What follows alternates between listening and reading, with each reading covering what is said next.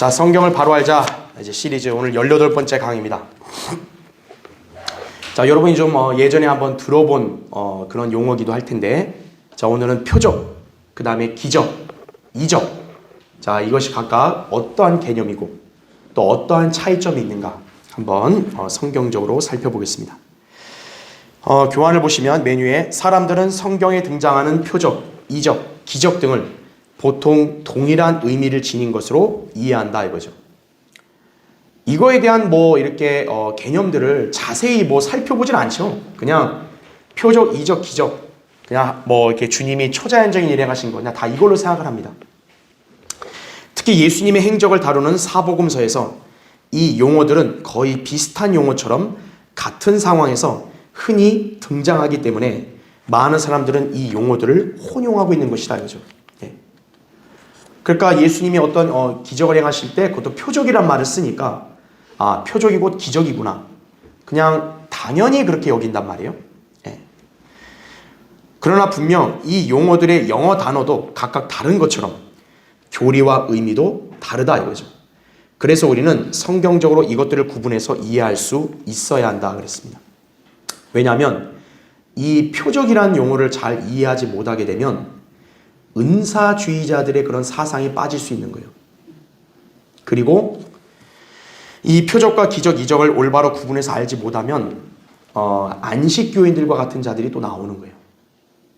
그래서 이 용어의 개념과 또 성경적 용례를 잘 살펴봐야만 우리는 그러한 이단들을 올바로 이렇게 지적하고 분별할 수 있다 이거죠. 자, 지금부터 이 용어들의 차이와 성경적인 의미 등을 살펴봄으로써 분별력을 지닐 필요가 있다 그랬습니다. 자, 먼저 첫 번째 표적과 기적 및 이적의 차이 그랬습니다. 자, 저는 여기서 지금 표적과 그 다음에 이적과 기적을 같이 묶었죠. 그러니까 기적과 이적이 용어가 좀 달라도 일단 개념은 거의 비슷하기 때문에 묶은 거예요. 기적과 이적은 거의 비슷한데 표적은 좀 다른 거예요. 자, 한번 볼게요. 1번 이적이나 기적의 의미가 뭐냐. 첫 번째, 이적이나 기적은 그야말로 놀라운 일, 보통 인간으로서 할 수 없는 초자연적인 역사 등을 가리켜 사용하는 말이다 이거예요. 이거는 여러분이 이해하는데 어렵지 않죠. 아, 초자연적인 일이다. 그렇죠? 기적을 간단히 정의하면 상위의 법칙이 하위의 법칙을 지배하는 거예요. 하위의 법칙이라 했을 때는 과학, 자연의 법칙이고 그 위는 하나님의 법칙입니다. 그러니까 예를 들어 자연적인 법칙은 뭡니까? 말 그대로 이제 사과는 물건 어때요? 땅 아래에 떨어지는 거잖아요. 중력의 법칙에 의해서. 그렇죠? 근데 만약 이게 위로 떠봐요. 그럼 어떻게 되는 거예요? 이거는 기적인 거죠. 왜? 물건들은 사과 같은 거는 중력으로서 이렇게 아래로 가야 돼요. 땅 아래로 떨어져야 되는데 물건이 땅 아래로 안 떨어져요. 분명히 과학의 법칙은 아래로 떨어져야 되거든요. 근데 이게 위로 떠요. 그럼 그게 바로 기적이라는 거죠. 그렇죠? 그러니까 자연, 물리적인 법칙을 초월하는 것을 기적이라고 그런다 이거죠. 자, 이적도 비슷해요. 근데 좀 엄밀히 구분한다면 이따 보겠지만 이적의 좀 목적은 좀 다르다라는 거예요. 그렇죠? 자, 어쨌든 이 두 용어들은 성경적으로 비슷한 의미를 지니고 있다 이거죠. 두 번째 보세요. 거기 예를 들어 하나님께서 이집트에서 10가지 재앙을 내리신 일. 여러분 이거는 인간의 이성과 과학으로는 도저히 설명이 안 되잖아요. 그렇죠? 막 이렇게 이가 생기고 개구리들이 뛰어나오고 그렇죠? 이집트에서 일어난 10가지 재앙을 보면 또 아주 흑암이 가득 차고 근데 중요한 건 이스라엘 진영은 오히려 안 그랬다는 거예요. 그러니까 이거는 이성으로 설명이 안 되잖아요. 기적이라는 거죠. 이게 바로. 그렇죠? 그 다음에 여호수아 전쟁 때 태양을 멈춘 일이 있어요. 태양이 원래 져야 되는데 태양아 너는 멈춰라 이거죠. 그렇죠? 실제로 멈췄죠. 그 다음에 예수님께서 소경의 눈을 뜨게 하신 일. 여러분 소경의 눈을 어떻게 뜨게 해요? 과학과 의학으로는 불가능하잖아요. 하나님은 그렇게 하신 거죠. 기적이라는 거죠. 그 다음에 빵 5덩어리와 물고기 2마리로 5,000명을 먹이신 거죠. 여러분 이거는 도저히 이거는 과학으로는 설명이 안 돼요. 이거는 하나님께서 능력으로 역사하신 기적인 거죠. 그렇죠? 자, 이 모든 것들을 가리켜 성경은 기적 또는 이적이라고 하는 것이다 이거죠. 자, 그러면 기적은 말 그대로 초자연적인 거예요. 하나님의 법칙이 물리적인 법칙을 초월해서 일어난 거예요. 자, 이적도 비슷한 의미인데 이적은 좀 더 어떤 의미로 좀 더 확대 해석할 수 있냐면 거기 세 번째 보세요. 이적의 목적은 하나님의 위대하심이나 그분의 신성, 놀라우심, 위엄 등을 나타내기 위함이다 이거죠. 다시 말하면 이적은 영어로 원더예요. 원더는 경이롭다, 놀랍다라는 거죠. 그러니까 인간들이 볼 때 놀라운 일이 펼쳐지는 거예요.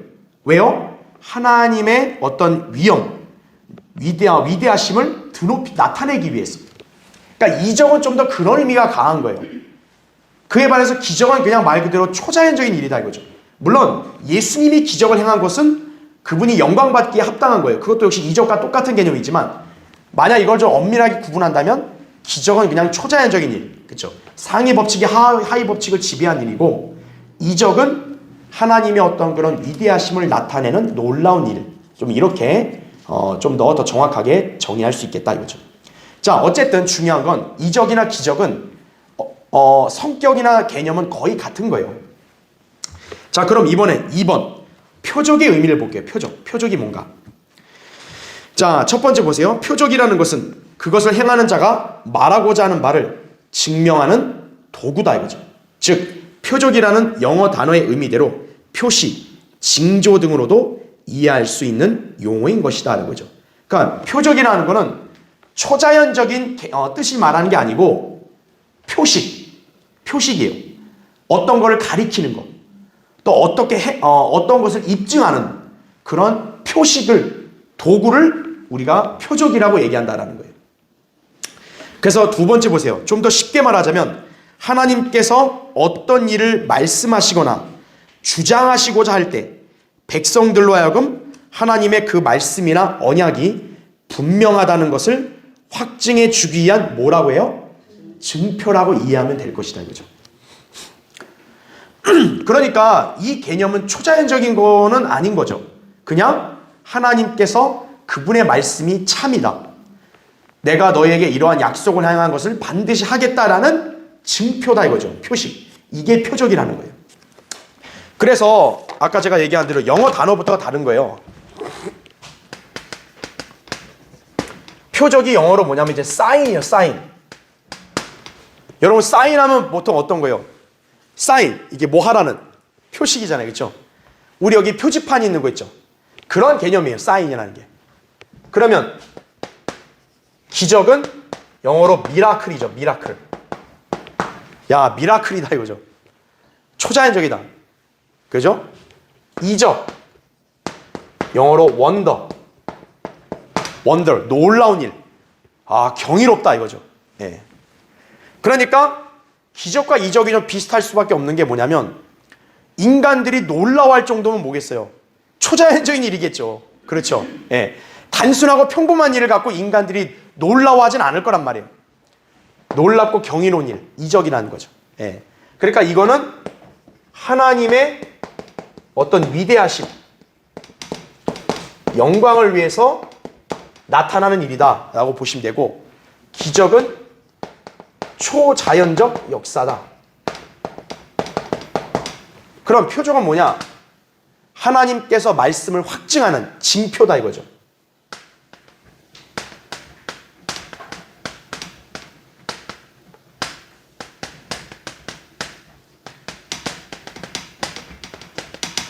징표. 옛날에 남녀가 난 당신을 사랑하고 당신을 꼭 결혼하겠어. 정말이에요? 그래요. 내가 당신에게 이 증표를 주겠어. 증표잖아요. 그게 뭐예요? 확증하는 거죠. 내가 당신과 이 약속한 거 반드시 지키겠다는 확증인 거죠. 표적은 바로 그런 개념이 있는 거예요. 그러니까 하나님께서 표적을 행하셨다라는 말은 결국 뭐예요? 그분께서 무언가를 말씀하신 것을 반드시 행하겠다라는 것을 이거 확증해주는 표식이다라는 거죠. 증표라는 거죠. 그러면 회중들은 어떻게 하겠어요? 그 표적을 보고 하나님 약속을 더 믿을 수 있는 거죠. 하나님 분명히 약속 지킨다. 왜? 이걸 보여줬으니까. 이걸 주셨으니까. 이게 표적이라는 거예요. 그러니까 이 개념을 여러분이 잘 기억을 하셔야 돼요. 그래서 세 번째 보세요. 교환의 세 번째. 표적은 이적이나 기적과는 좀 다른 개념인데 이적보다 좀 더 넓은 범위를 지니고 있다 이거죠. 그래서 표적 안에는 이적도 포함되어 있으나 전혀 이적이 아닌 표적도 많다라는 거예요. 그 말이 뭐냐면 아까 얘기했잖아요. 표적은 이건 하나님이 너에게 하신 말씀이다, 약속이다 라는 걸 확증해주는 표시가 아니에요. 그러니까 확증해주는 표식에는 기적과 같은 초자연적인 역사도 있는 거고 아니면 그냥 뭐예요? 그냥 눈으로 보여주는 표식도 있다라는 거죠. 그러니까 어떤 거는 기적적인 일도 있고 어떤 거는 그냥 평범한 것도 있다라는 거예요. 표적이라는 거는. 그러니까 우리가 어떻게 해석해야 돼요? 표적과 기적은 같다 이렇게 하면 틀린 거예요. 왜? 표적 안에는 기적에 해당되는 일도 있지만 기적이 아닌 단순하고 평범한 일도 있기 때문에 그런 것이고. 자, 괄호 1번 보세요. 가령 마가복음 16장 16절 이하에 묘사된 마귀들을 쫓아내는 것이라든지 독을 마셔도 해를 입지 않는다든지 병자들에게 안수하여 치유시킨다든지 하는 것들은 이적이자 동시에 표적이라고 불릴 수 있다는 거죠. 그렇죠. 아니 독을 마셨는데 어떻게 해를 안 입어요? 이건 의학이나 과학의 힘으로 설명이 안 되잖아요. 기적 아니에요. 이적. 그렇죠. 자, 이게 바로 뭐냐면 예수님께서 사도들에게 너희에게 이런 표적이 있을 거다고 그런 거예요. 마가복음 16장에 이제 예수님께서 승천하기 전에 제자들에게 너희에게는 사도들로 임명됐기 때문에 사도로서 표적이 있다라는 거죠. 자, 제자들 입장에서는 예수님이 우리를 사도라 그랬어요. 그럼 우리가 사도라는 증거가 뭡니까? 이거 아니에요. 그렇죠? 예수님이 우리 보고 사도라 그랬는데 사도 증거가 뭐예요? 그때 예수님이 하신 말씀이 바로 표적이 너에게 따른다는 거죠. 그러니까 너네가 표적을 행하는 것을 보면서 사도라는 걸 확증할 수 있다는 거죠. 그래서 그 표적을 바로 마가복음 16장 17절에서 말한 거예요. 마귀들을 쫓아내고 독을 마셔도 해를 입지 않고 방언들을 말하고 그 다음에 병자에게 안수하면 낫고. 그러니까 너희가 이런 걸 행하면 어떻게 되는 거예요? 너희가 사도들이라는 게 입증된다는 거죠. 그게 표적이라는 거예요. 자, 이러한 표적도 있는데 괄호 2번 보세요. 자, 이거 한번 성경을 찾아볼게요. 여러분 에스겔 한번 보세요. 에스겔 20장 12절 한번 보세요.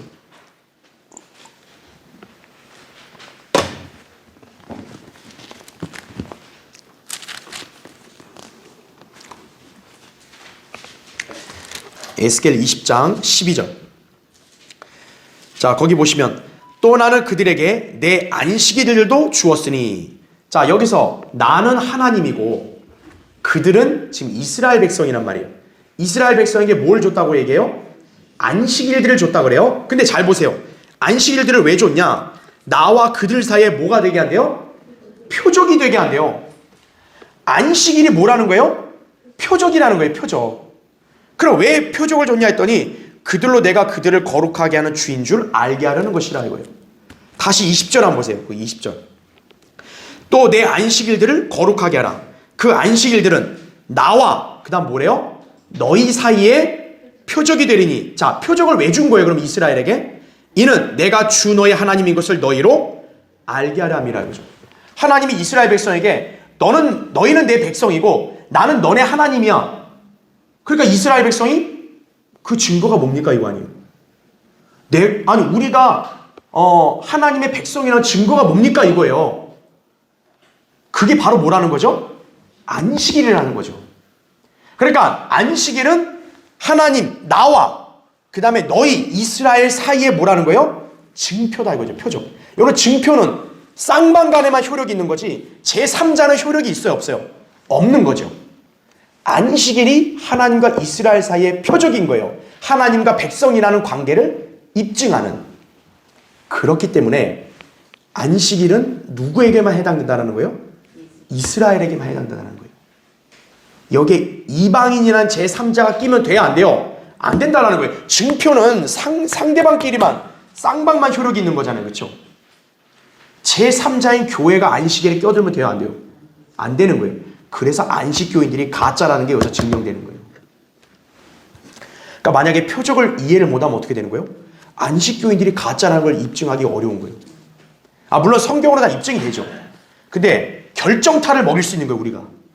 안식교인들의 안식일은 가짜다. 왜? 안식일은 바로 뭐기 때문에? 하나님과 이스라엘 사이의 표적이기 때문에 이거죠. 자, 그러면 여러분, 안식일은 초자연적인 역사예요? 여러분, 안식일 지키는 게 인간의 힘으로 불가능해요? 그건 아니란 말이에요. 안식일은 평범한 거란 말이에요. 하지만 평범한 것도 뭐라고 얘기해요? 표적이라고 얘기합니다. 그래서 표적은 이적이나 기적이 해당되는 것도 있고 아니면 단순한 것도 있다라는 거죠. 결국 표적과 이적은 같은 거예요? 같지 않은 거예요? 같지 않다라는 거죠. 자, 그래서 다시 한번 제가 말씀드리면, 자, 표적과 기적, 이적 있을 때 이거를 그래프로 그린다면 어떻게 되는 거예요? 이렇게 봤을 때, 자, 요 큰 그림을 표적이라고 얘기해 보면, 그쵸? 자, 표적이 범위가 제일 큰 거예요. 표적 안에는 뭐가 있는 거예요? 여기 나온 대로 이적이나 기적이 있어요. 그쵸? 아까 얘기한 대로 예수님의 제자들이 병자에게 안수하면 병이 낫고 뱀이 물어도 끄떡 없고, 이런 게 바로 초자연적인 거라는 거죠. 그러니까 이 초자연적인 게 이적이면서 동시에 예수님이 뭐라고 한 거예요? 사도들의 표적이라 그런 거예요. 표적. 표적도 되는 거예요, 이게. 입증하는 거죠. 저 사람들이 과연 사도냐? 가만 보니까 사도 맞네, 이거죠. 그런데 표적 안에는 이적이 아닌 보통 또 평범한 것들도 있더라라는 거죠. 보통과 평범한 것들. 아까 봤던 우리 뭐예요? 안식일이 바로 표적이 되는 거죠. 예. 자, 그래서 표적은 가장 넓은 개념이고 표적 안에는 이적에 해당되는 것도 있고 이적이 아닌 보통 평범한 것들도 있다 이거죠. 그러니까 표적과 이적은 무조건 똑같은 게 아니다. 일단 여러분 이런 개념을 이해하시면 됩니다. 자, 다음 페이지 보세요. 이제 두 번째 볼게요. 자, 그러면 표적은 뭐냐? 누구와 연관된 표적이라 그래요? 이스라엘과 연관됐다. 자, 성경에는 세 부류의 사람들이 나와요. 유대인, 이방인, 그 다음에 교회죠. 예. 자, 유대인과 이방인 교회가 있는데 이 표적, 하나님이 표적을 보여주시는 것은 오직 누구에게만 해준다는 거예요? 이스라엘에게만 해당된다는 거죠. 한번 여러분 성경을 한번 찾아볼게요. 고린도전서 한번 보세요. 고린도전서 1장.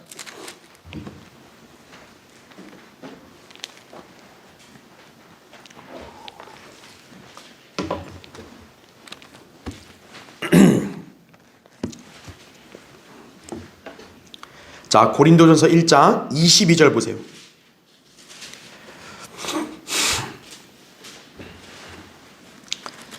잘 보시면 22절에 유대인들은 자, 뭘 구한대요? 표적을 구하고, 헬라인들은 뭐예요? 지혜를 찾지만, 헬라인이라는 건 이방인을 말합니다. 그러니까 지금 하나님께서 각 민족의 사람의 특성을 가르쳐 준 거예요. 유대인들은 뭐를 구하는 거예요? 표적을 구하는 민족이에요. 하나님이 표적 구하는 것을 너네 잘못했다 이렇게 말하는 게 아니에요. 유대인들은 표적을 당연히 구해야 되는 거예요. 자, 그러면 23절 보세요. 우리라는 건 누구였어요? 바로 우리 교회를 말하겠죠. 그리스도인들은 십자가에 못 박히신 그리스도를 전파하노니 이것이 유대인들에게는 거치는 것이 되고 헬라인들에게는 어리석은 것이 되지만 이거죠. 왜 그래요? 유대인들은 표적을 보고 믿는 사람들 아니에요. 근데 예수 그리스도의 십자가 복음은 우리가 보고 믿는 거예요? 보지 않고 단순히 믿는 거 아니에요.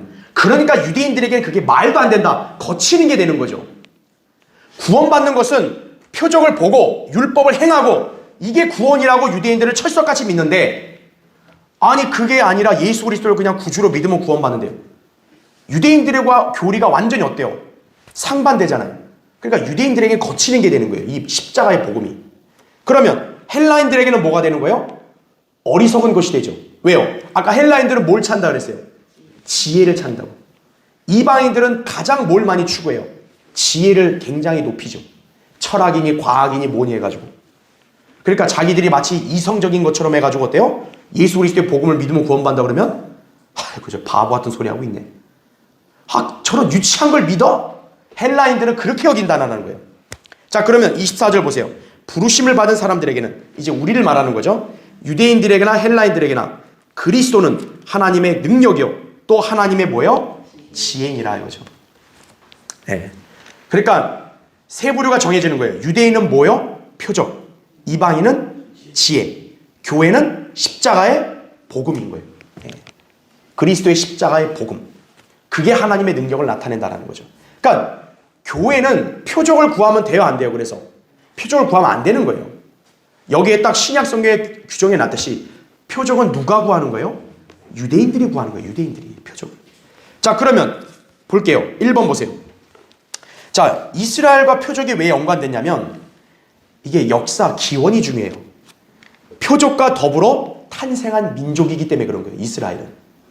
자, 첫 번째 보세요. 인간 사회에서는 흔히 기적들이 발생하는 경우가 종종 있다. 그러나 표적은 결코 이방인들과 관련이 없고 오직 이스라엘 백성들을 특별하게 다루시는 방법과 더불어 나타난다 이거죠. 사실 이방인들 가운데서도 종종 기적적인 일이 나오기도 해요. 그렇죠? 그러니까 기적은 이방인들과 교회에게도 일어날 수 있어요. 하지만 표적은 이방인들에게 일어나지가 않는다는 거예요. 표적은.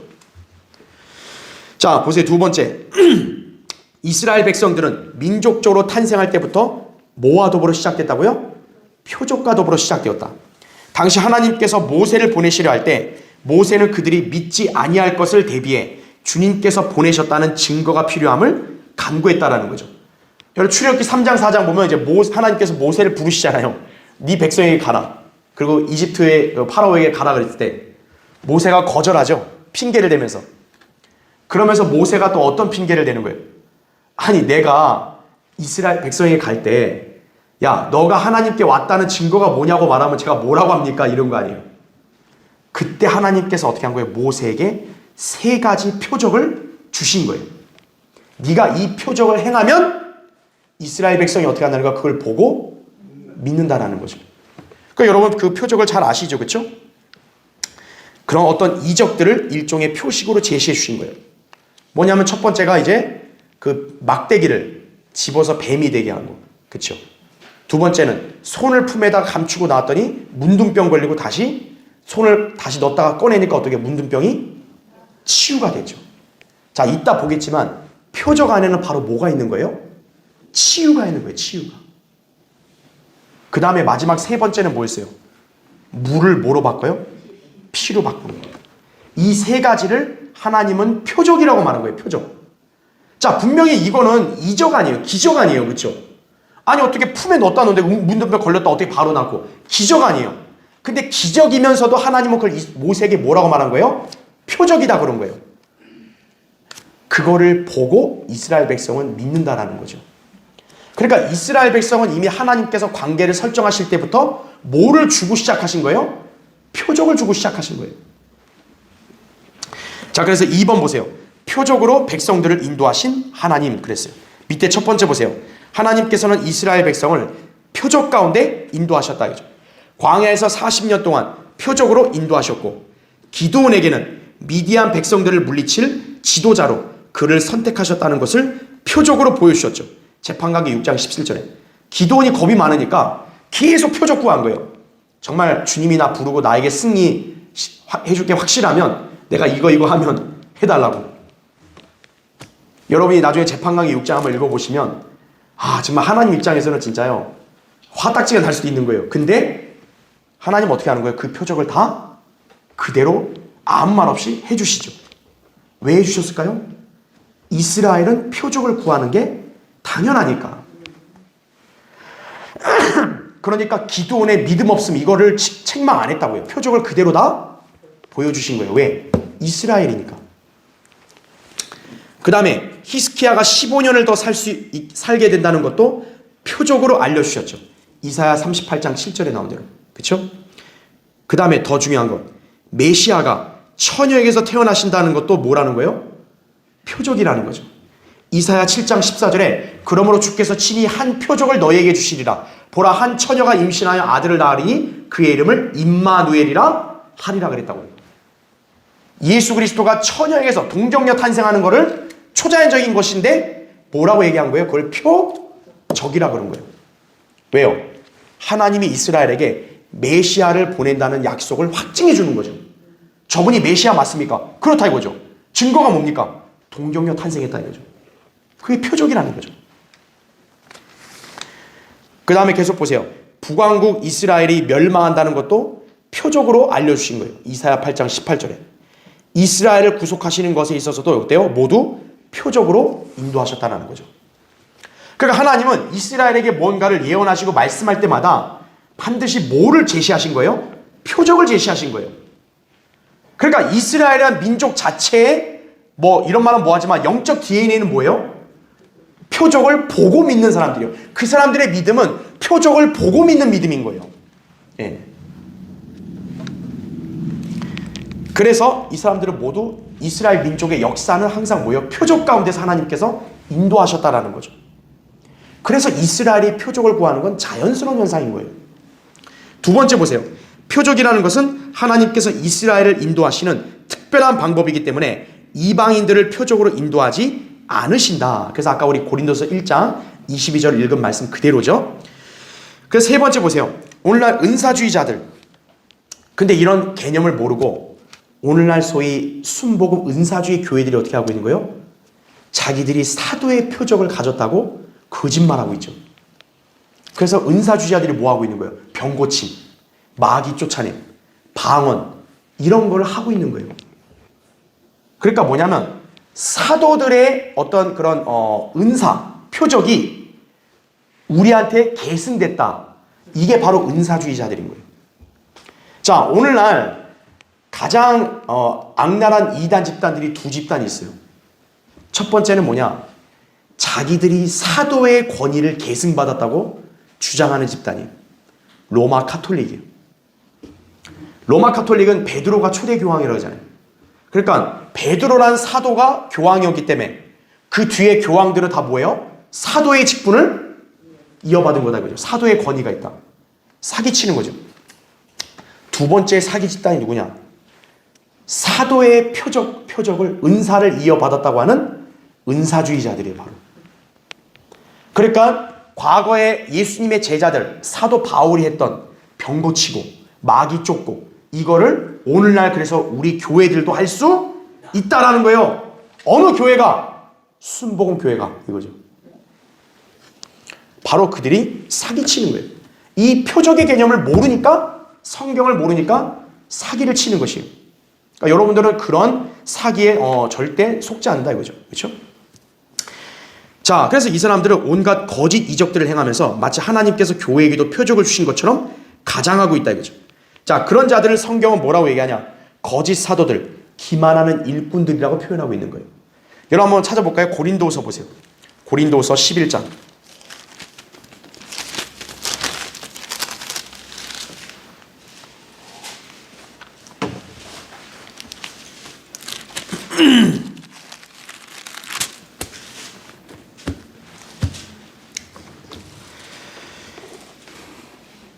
자, 고린도서 11장 보면 그러한 자들은 거짓 사도들이요.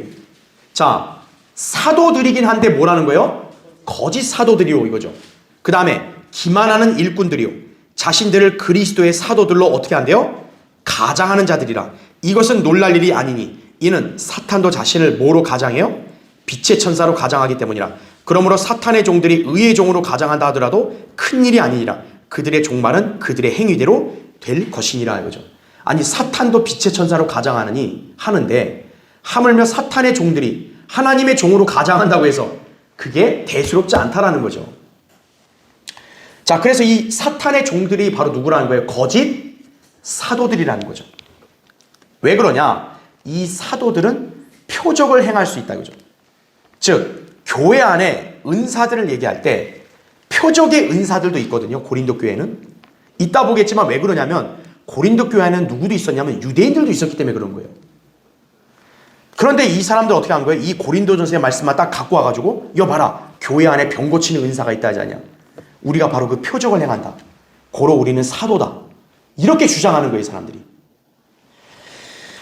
자, 그런 자들의 특성에 대해서 성경은 뭐라고 얘기하냐? 거짓 은사를 스스로 자랑하는 자는 누구나 비없는 구름과 뭐 같다고요? 바람 같으니라고 잠언 25장 14절에 말씀한다.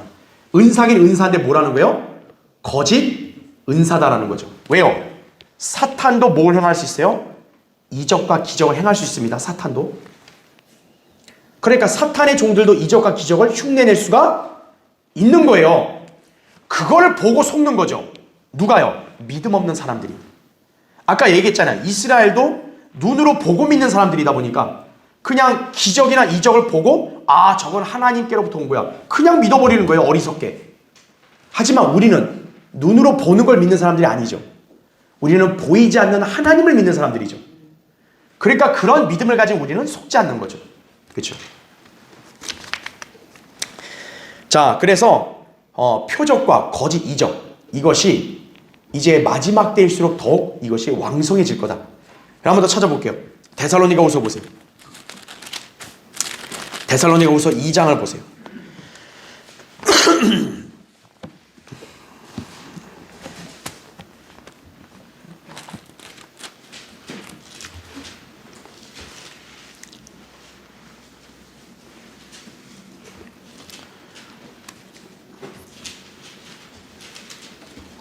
자, 데살로니가서 2장 9절을 보시면 그 악한 자가 오는 것은, 악한 자는 이제 적그리스도를 말하죠. 사탄의 역사에 따라 모든 능력과, 잘 보세요.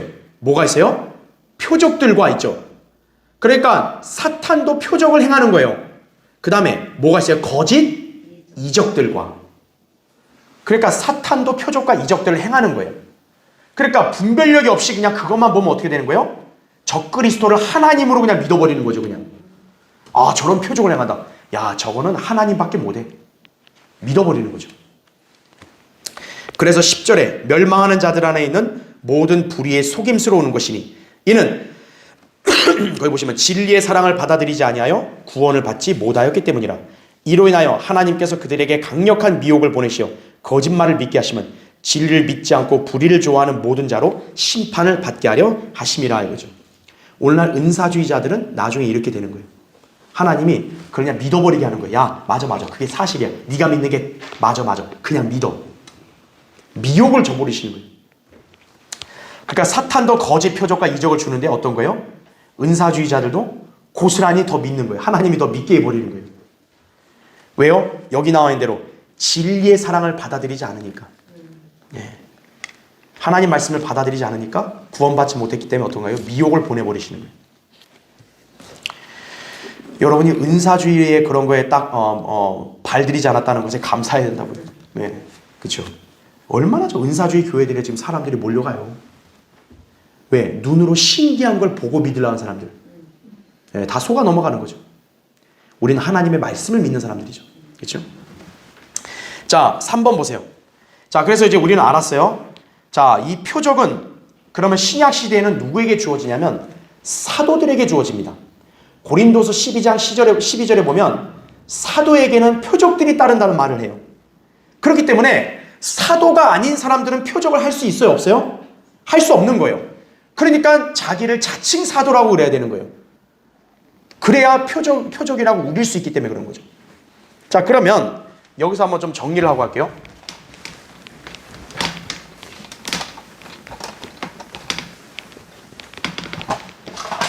자, 지금 여기 보면 이 표적이라는 게 하나님께서 이스라엘 백성에 주셨단 말이에요. 그렇죠? 근데 예수 그리스도가 오신 이후에는, 승천하신 이후에는 이 표적이 누구에게 주어지냐면 사도들에게 주어집니다. 고린도서 여러분이 나중에 보시면 돼요. 12장 12절 보시면 사도의 표적들이란 말이 나와요.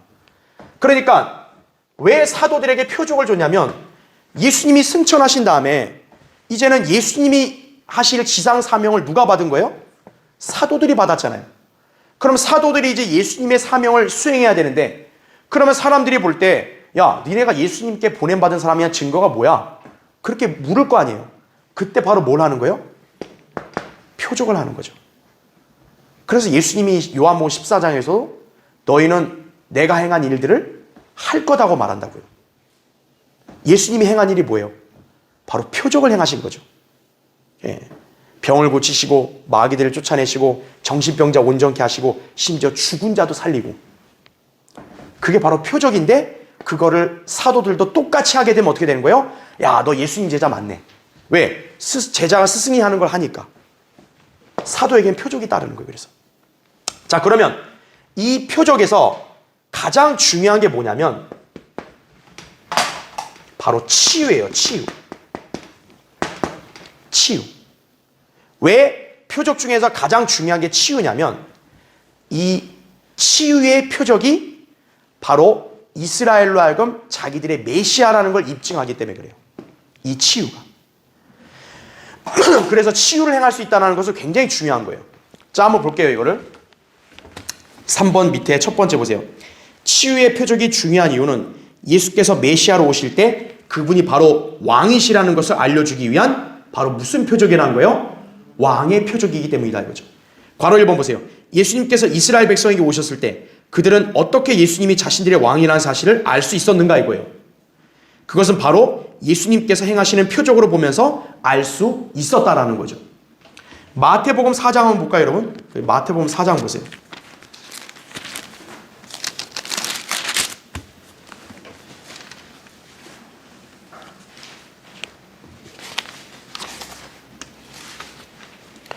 마태복음 4장 23절 보세요.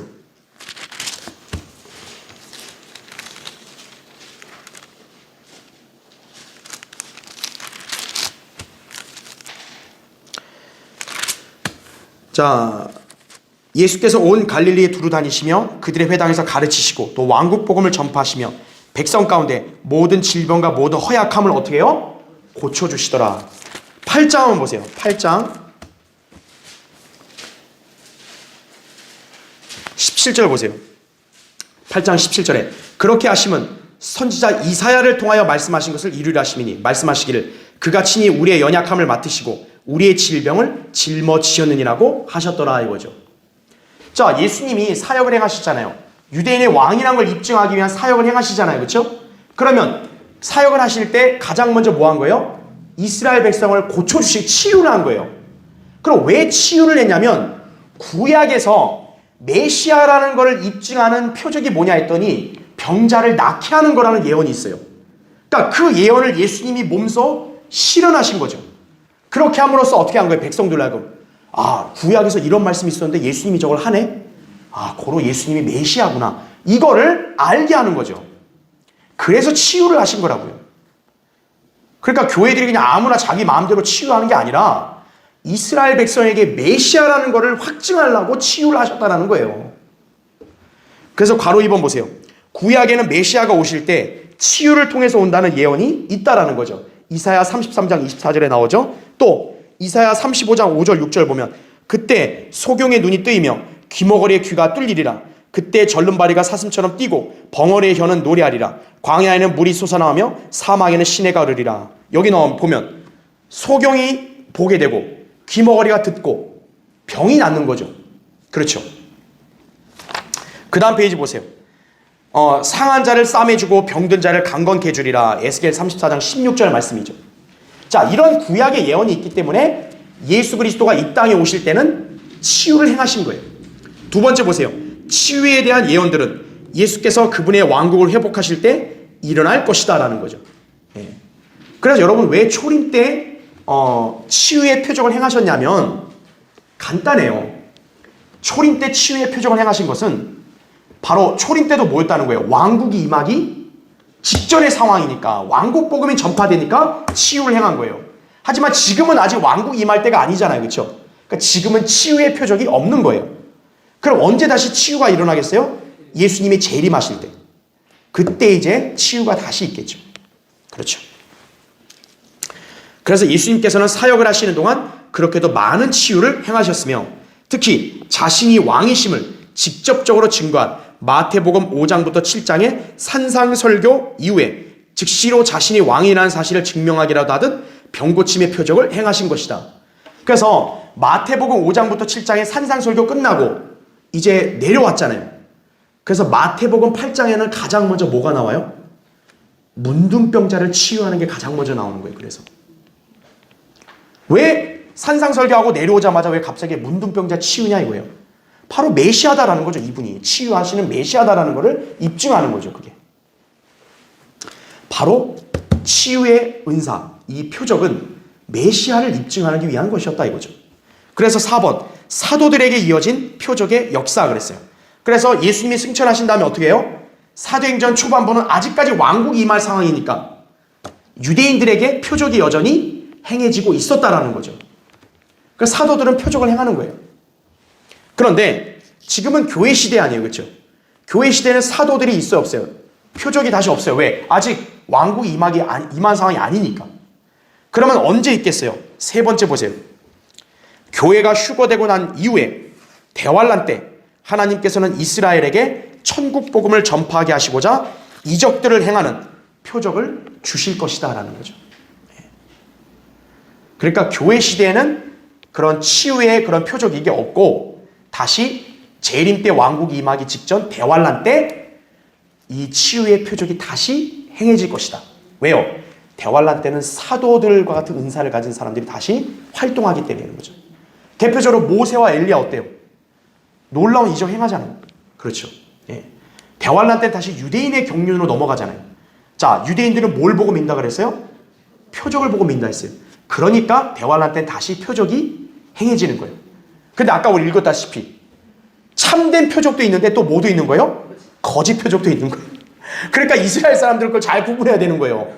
그러니까 아무거나 표적이나 믿고 갔다가는 진짜 멸망으로 가는 거죠. 그러니까 참된 표적을 봐야 되는 거예요. 사도들, 특히 선지자들을 통해서 대환란 때 행해지는 참된 표적을 믿어야 되는 거예요. 예. 그래서 우리가 볼 수 있는 것이다 이거죠. 자, 좀 시간이 없기 때문에 이 표적에 관해서 한 가지 좀 중요한 내용들이 있는 거는 이건 제가 다음 시간에 좀 이어서 하기로 하겠습니다. 자, 여러분 교환 가져오시면 되고 좀 다음 시간에 마지막 이어서 하겠습니다.